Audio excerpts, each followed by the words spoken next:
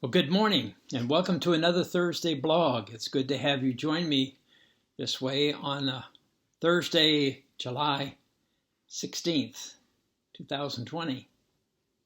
In a recent class that I was facilitating, we talked about the concept of compassion fatigue.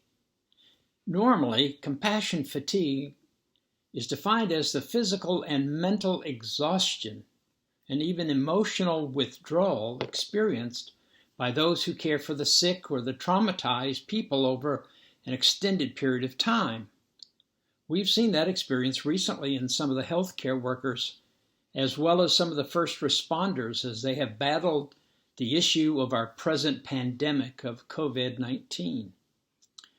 But I also think many of us experience a type of fatigue, walking through this relentless plague of the virus, plus the toll that it takes on us as we navigate the social and restrictive changes. At first, it was easier because it was new, it was different, it was even a bit novel for some. But as the days wore on, and weeks became months, and then what appears to be some setbacks, it becomes wearisome.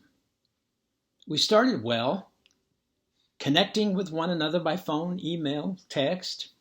We waved at a distance to many, and there was a spirit of incredible generosity in helping those who needed groceries and rides to the doctor or the pharmacy. Yes, we started well, but it's another thing to finish well. After endless days of the same and news reports that are discouraging, we find ourselves experiencing fatigue. It's understandable and perhaps even expected. How long can we go on with the demands of such limitations? The Apostle Paul wrote in his letter to the Galatians, chapter 6, verse 9, "Let's not get tired of doing good, because in time we'll have a harvest if we don't give up." Now, I know that passage speaks specifically to doing the good works that God has called us to do and is not necessarily focused on a pandemic experience of endurance. Yet, as John Piper wrote, probably the worst enemy of enthusiasm is time.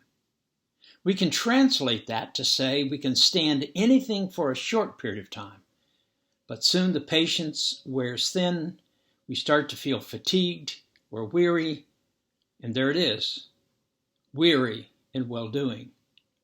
We almost want to cry out, enough! Enough is enough. So on July 4, 1951, Florence Chadwick waded into the water off the Catalina Island, off the coast of California. She intended to be the first woman to swim for 21 miles from the Catalina Island to the California coast.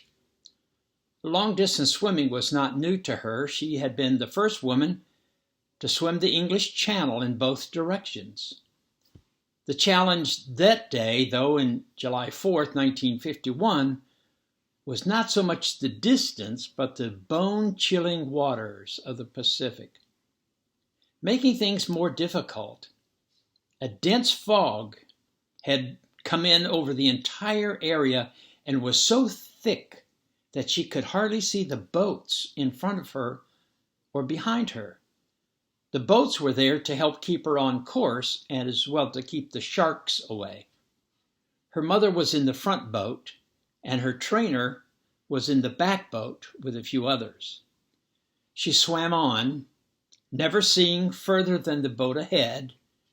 She began to complain about the water, how cold it was. She wanted to get out. Her mother cheered her on, and so she swam a little further, and then she said she was done. She had it. Her trainer cheered her on, but she insisted that she was done. And about 15 chilling hours or so later, she gave up, only to discover a few minutes later that she had quit only a half a mile from the coast of California. Later, she told a reporter, If I could have seen land, I might have made it. If I could have seen land, I might have made it. A year later, 1952, she attempted the same feat again. Once more, this misty veil of fog kind of settled in and obscured the coastline of California. She could not see the shore. But this time she made it, because she kept reminding herself that the land was there. And with that confidence, she bravely swam on and achieved her goal. In fact, she broke the men's records by 2 hours. Now back to our present context. We must constantly remind ourselves in these days that God's got this. And His timing is not our timing. And His vision is far more expansive than our own, as is His wisdom. And regardless of how we may feel, there is more in us. Thanks be to God. There is more in us than we realize. God has more to do through us and more to do through His church. And when the world gets darker, His light shines brighter. So hang in there. God has this. Keep reflecting the love of Jesus to this virus-infected world, and remember the words of Paul, the apostle. So let's not allow ourselves to get fatigued by doing good.